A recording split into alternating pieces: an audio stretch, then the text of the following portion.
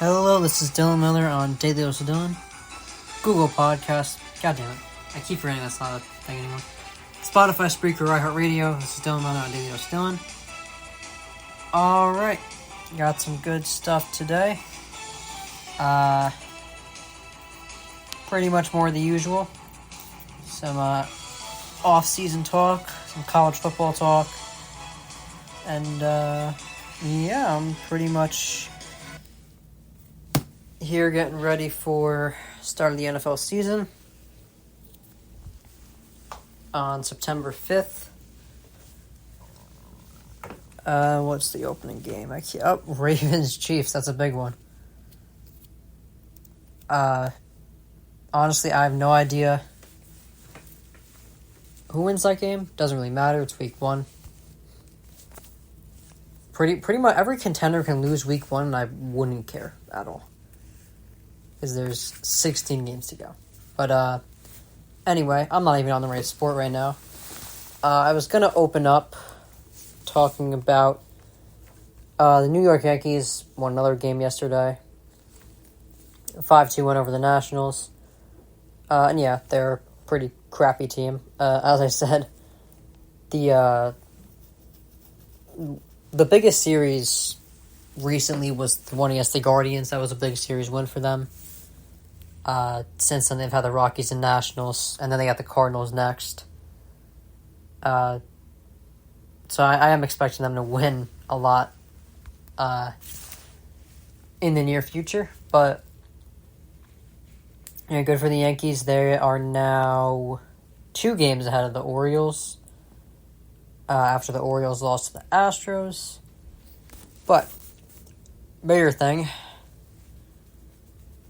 yesterday, Aaron Judge didn't homer, but he he showcased something that people undervalue about him, and that is his defense.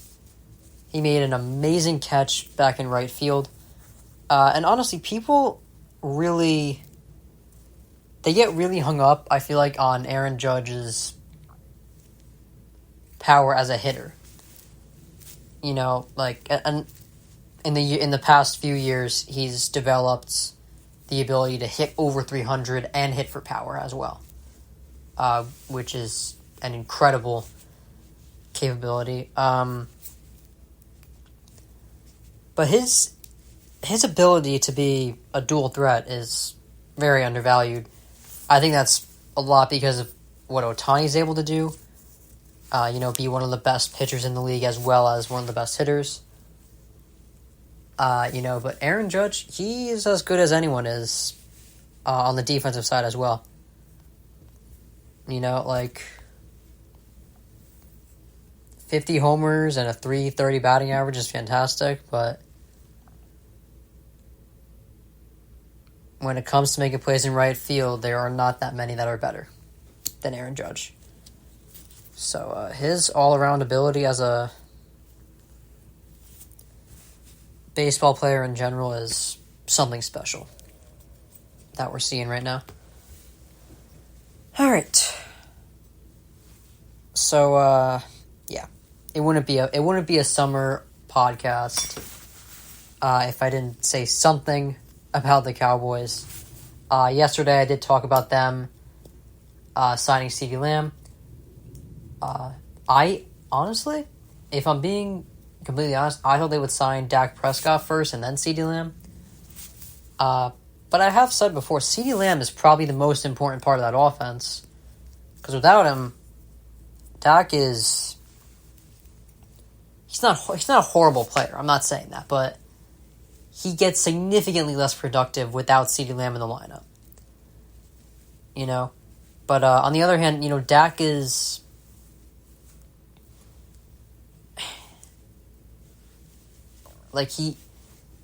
I've said before, he's as good as the Cowboys are going to get. Right? Like, they can't let him walk because all the quarterbacks that are better than Dak are set on their team. CJ Stroud is going to be with the Texans for a while. Burrow, Herbert, Mahomes, Allen, Lamar, they are all staying with their teams. So they can't really rely on hitting the quarterback market because they're going to be downgrading if they let Dak walk. But signing CeeDee Lamb was huge, and I've been pretty upfront about where I think they're heading this season. I think they're a playoff team. I do. But I don't think they're a Super Bowl contender. Like, they can make the playoffs. At this moment, I don't think they're a top 5 team in the NFC. I think they're top 7, but not top 5. Definitely not top 3 in that contender range. They're not in the bubble of people that I think can make the NFC Championship, let alone the Super Bowl.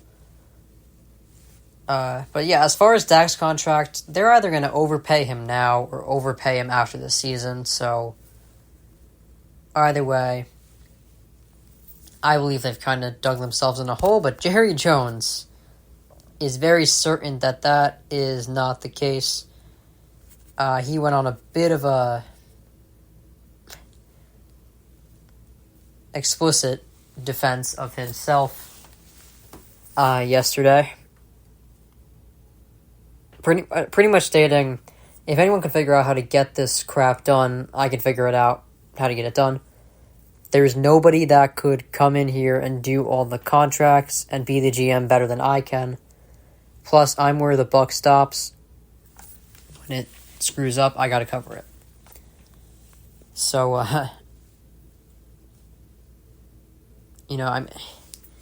he has done a good job as a GM, I think. Jerry Jones. And let's not forget that in the 90s, they were a very successful team. Right? 3 Super Bowls in the 90s with Jimmy Johnson. Him and Jerry had their problems. But, it is worth noting they haven't been in an NFC Championship game since, 95, 96, something like that. I want to say it was 95. Like, Caleb Williams wasn't even alive yet. The last time the Cowboys were in an NFC Championship, Aaron Rodgers was 12 years old. It's worth noting, it's been quite a while since they've been that successful. But he has done a good job developing players. He's gotten contracts done, for better or worse. Extending the players he drafts. Like, listen, CeeDee Lamb, Dak Prescott, those guys are people that were developed by Jerry Jones. And I would argue they're pretty... Like, CeeDee Lamb is probably a top 5 receiver. Some may argue top 3. And Dak is a top 12, maybe a top 10 quarterback. So he's done a good job developing offensive players, and even Micah Parsons is looking really good. So he's done good with the draft, but his flaws as an owner, not spending the money in free agency, and just overall not building a championship culture in Dallas the past few years. So I think he's not wrong about him defending himself as a GM, but his capabilities as an owner are rightfully called into question in this situation. You can't... If you're gonna be an organization that gets as much publicity as the Cowboys do, you can't have this little playoff success and then defend your capabilities as a GM. Or an owner, sorry. Because, the way he's ran the team, I think I have cause to believe that he is more concerned with their publicity and fame than he is with their success. I mean, that may sound a little harsh to some of you, but I don't think it's an unreasonable take. Alright, so an anonymous defensive coach made a comment on Jalen Hurts. We're shifting to another NFC East team here, but pretty much saying he is weak. One of his observations is that he's weak against zero blitz.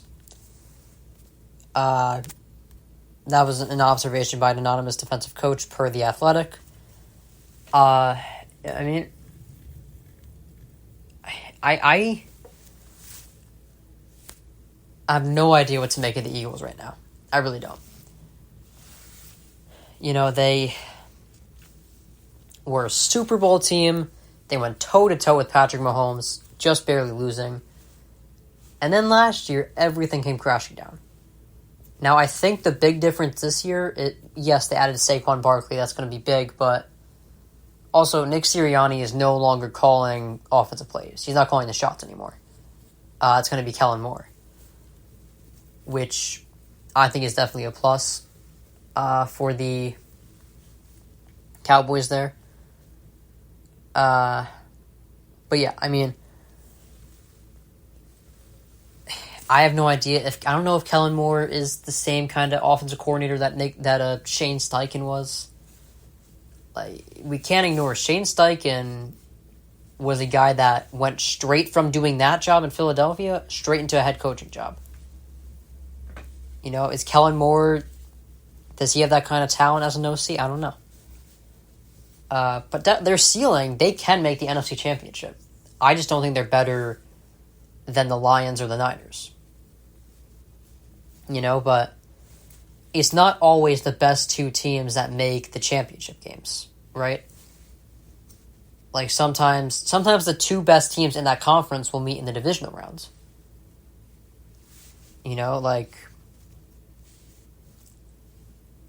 I think it's very much possible this year that the Bengals and Chiefs meet in the divisional round, and I think they're the two best teams in the AFC right now. And that's what I think is going to open the door to the Texans surprising everyone and making the AFC Championship. You guys know, that was one of my bold takes for the upcoming season. But yeah, I think the Eagles can be a top 3 team in the NFC. They can make the NFC Championship. But it all depends on how the play calling goes down there. We saw how badly it was impacted by Shane Steichen leaving last year. Just for reference, against the Blitz in 2022, Jalen Hurts had 10 touchdowns and 2 picks in 2022 against the Blitz. Last year, 5 touchdowns and 8 picks. So quadruple the amount of picks and half the touchdowns from the year before. I don't think he got less talented. I'll say that much. I think that was a play calling issue. I think Jalen Hurts is very talented, but I do have some questions with him. I do think losing... Another big thing, I know some of you might think I overvalue O-linemen, but losing Jason Kelce is going to be a big hit for the Eagles too. You can definitely celebrate acquiring Saquon Barkley, but just remember, you also lost Jason Kelce. That is massive. That's nothing to gloss over. But, yeah. The Eagles, if the play calling is fixed, they can easily make their way back to where they were in 2022. But if Kellen Moore isn't the OC, if he isn't half the OC that Shane Steichen is, I don't see it happening. All right. I've talked about the Cowboys, talked about the Eagles. Now we're going to go on to another summer podcast regular, the Jets. Again, another team I've been pretty upfront about. I think they are one of the best teams in the AFC. If Rodgers stays healthy. The thing is, I feel like what a lot of people are saying about the Jets right now is something we've been saying for years. Like, talented running back, talented receiver, great defense. I am not going to deny that. I'm not going to argue it. But I want to see it actually mean something, right? Like, I feel like the past 3 years it's been, oh, we're a top 3 defense in the league. Great. You've still missed the playoffs 13 years in a row, so I'm rooting for them. The Jets, honestly. You know, like, if the Packers are out of the playoffs and the Jets are still in there, I'm rooting for the Jets. That's how it works, but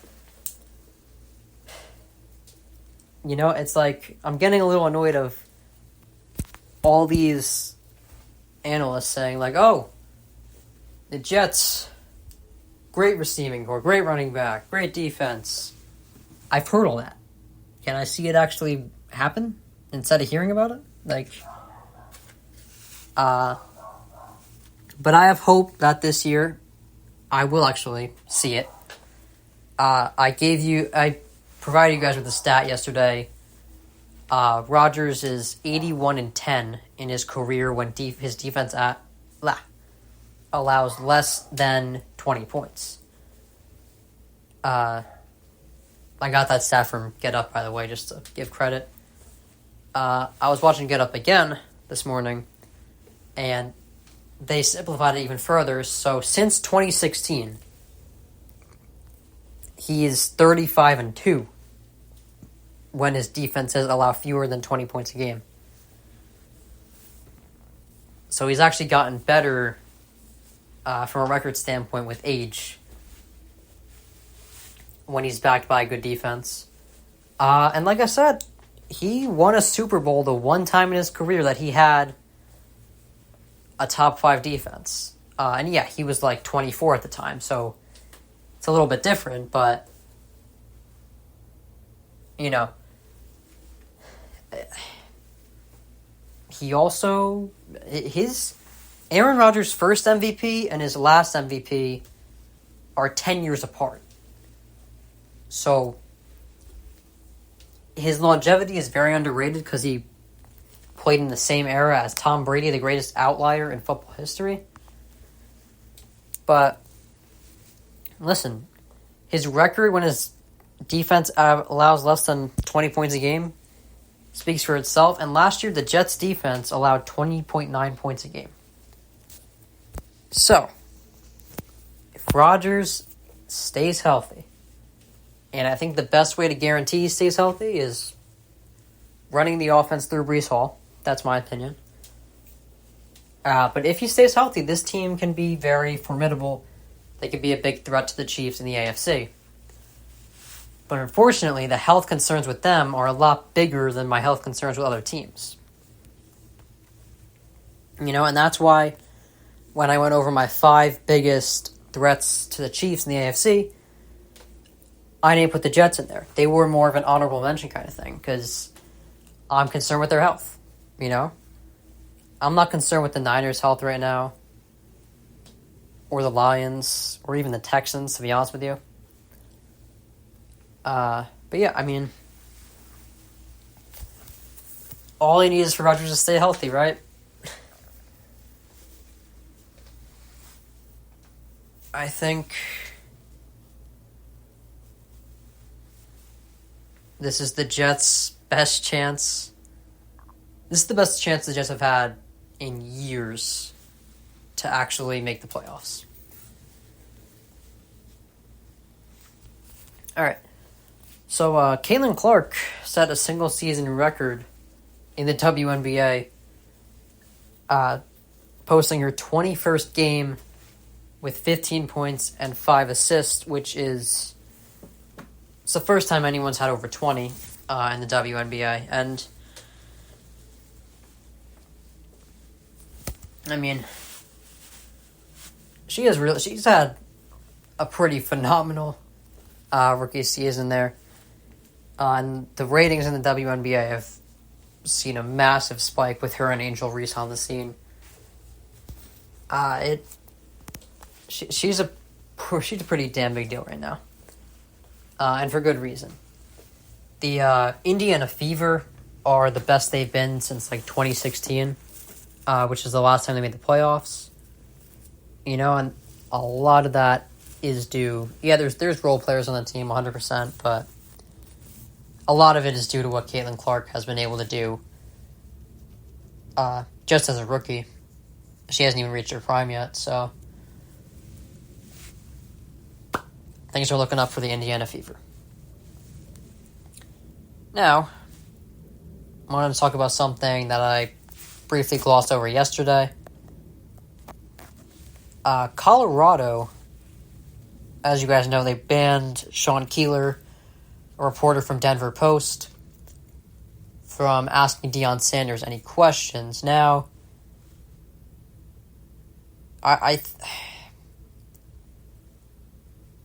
whether or not Deion had a good reason to do this, I have no idea.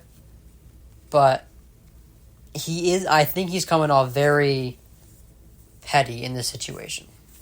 Right? Like, and my biggest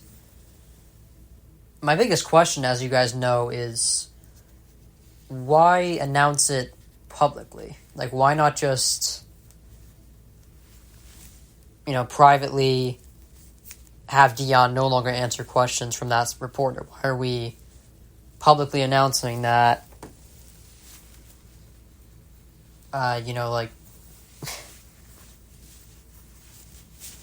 publicly condemning Sean Keeler for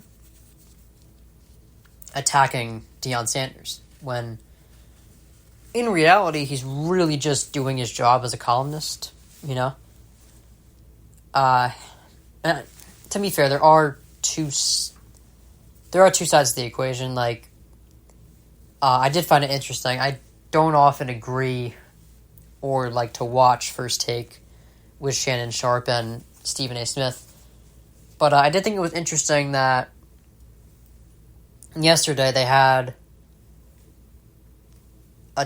disagreed about the situation. They disagree about everything, but this situation, it was interesting because Shannon Sharpe looked at it like, okay, he used phrases like the Bruce Lee of BS, deposition Deion. Like, he looked at it like these comments were personal, and it was different than saying like, okay, you're running the team poorly. It felt more personal than objective in Shannon Sharpe's eyes. Because he used to be a player, so that was his perspective. But Stephen A., who started out as a reporter, his comment was that you got to have thicker skin than that. You have to just, take any heat you get from a columnist who's seemingly just doing his job. I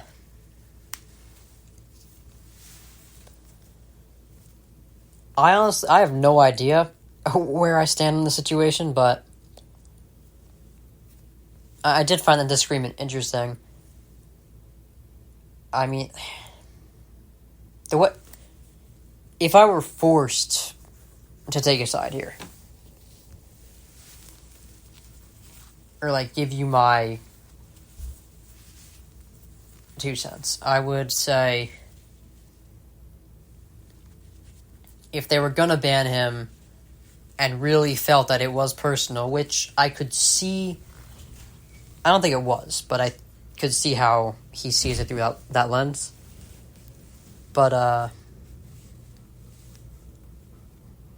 just do it privately. You don't have to make anything public, because you just shed a lot of light on that guy's name now.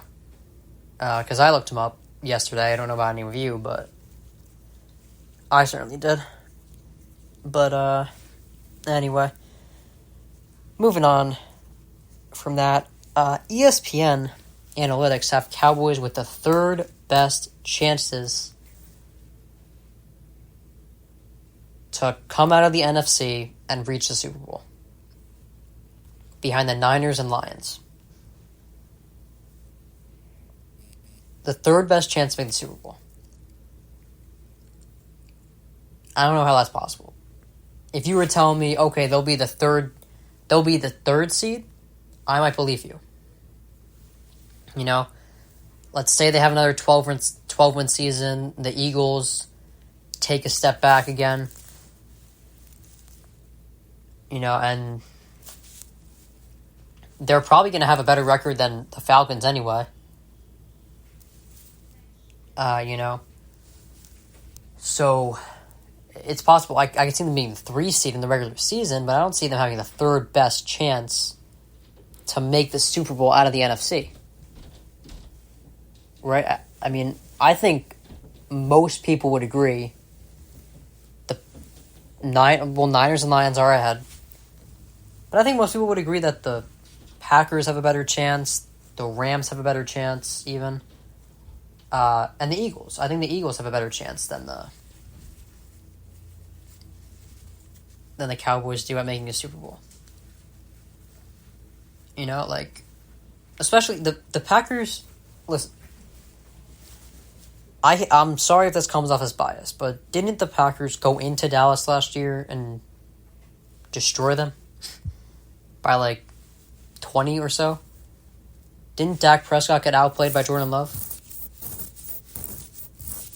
You know, so how does Dallas have a better chance at coming out of the NFC and making the Super Bowl than the Packers do? How do they have a better chance than the Rams, who I think have a better coach than them, better quarterback, better O-line, stronger defense? You know, so how is this the case? You know, and then obviously the Eagles, Lions, and Niners are probably the 3 best in the NFC right now. So, I don't know. I mean, I don't really get what people are seeing with the Cowboys. I don't know. Am I missing something? I don't think I'm missing anything. They didn't get better in the offseason. They spent the entire offseason trying to re-sign a receiver who was already there last year. You know? Like, having CeeDee Lamb's great, but it didn't help them get past the first round last year. But not losing sleep over it. Alright, so next I want to talk about my expectations for Josh Allen and the Bills. Now, in my opinion, I think Josh Allen, you could argue, is under the most pressure out of any of the quarterbacks in the league right now. Like, to win a Super Bowl, right? Because most of the other quarterbacks, pretty much all the other top 5 quarterbacks have proven themselves. Like, Mahomes has won a Super Bowl already, 3 to be exact. Burrow made a Super Bowl with no O-line. Lamar, he's shown struggles in the playoffs, and I do think he's under pressure too, to prove himself in the playoffs, but you know, like,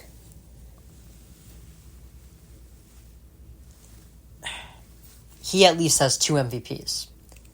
Josh Allen not only hasn't won a Super Bowl, but he doesn't have an MVP. He hasn't made it to a Super Bowl. He hasn't done what Patrick Mahomes, Burrow, and Lamar have done. You know, and why am I saying he's under more pressure than Herbert? Well, because Josh Allen has, unlike Herbert, he's had teams in the past that are very much capable of winning Super Bowls. He just hasn't done it, in spite of all his talent. And you know, and I did mention how the reason I would take Josh Allen over Lamar Jackson is when he loses in the playoffs, he loses, like, the game is the Bills lose the game, but the game isn't lost by Josh Allen. Like, Josh Allen does his part. You know, in the playoffs, he's 5-5, yes. But he also has 21 touchdowns and 4 picks across 10 playoff games. So even when the Bills lose in the playoffs, Josh Allen proves he's still a great quarterback. He just isn't able to beat Patrick Mahomes. So I think he needs to get over that hump. I do believe that, honestly, this is why I think the debate for second best quarterback in the NFL is probably better than the debate for the best, because I think most would agree Patrick Mahomes is the best. But, who's the guy behind him? In my opinion, it's Josh Allen. I think it's between Allen and Burrow, just because they have a better combination of regular season play and playoffs than Lamar Jackson. And they are more proven than Justin Herbert, right? So I personally take Josh Allen because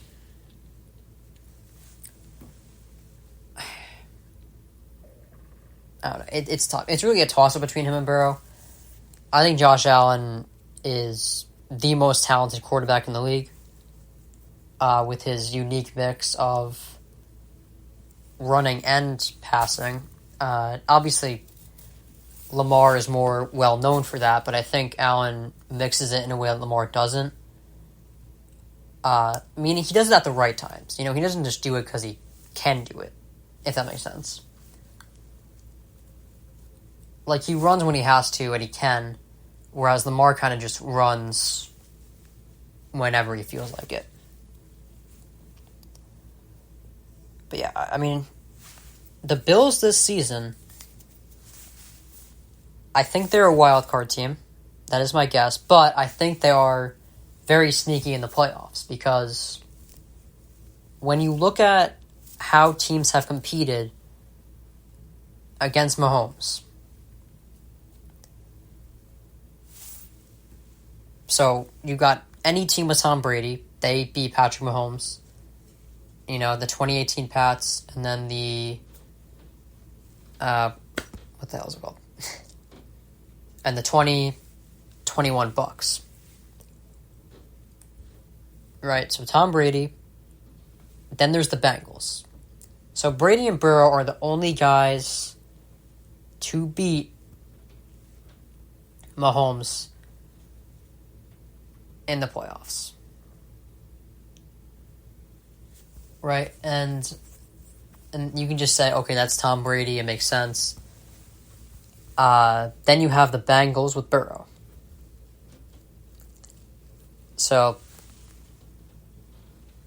then you have to ask yourself, okay, so Burrow and Brady are the only guys to beat Mahomes in the playoffs, to go against Kansas City and win. So, are there any other teams that have competed with them? The answer is yes. You know what other team competed with them? It's the Bills. More than once. Even this past year. We all thought the Bills were going to take a bit of a slide. But they got into another shoot, not as entertaining as the, 45-42 or something? Not as entertaining as that shootout, but 27-24, they have gone toe-to-toe with the Chiefs on numerous occasions in the playoffs. And even if they get in there as a wild card team, they can be just as dangerous as the Bengals and Niners to the Chiefs as anyone is. All right. So I'm going to end the podcast there. Like I said, I have no idea if I'm going to be able to do one tomorrow, but if I don't, I'll think of some extra topics to talk about on Thursday. And with that, that is Dylan Miller on Daily Dose Dylan, Spotify, Spreaker, iHeartRadio. This is Dylan Miller on Daily Dose Dylan. Have a good day. I'll see you Wednesday or Thursday.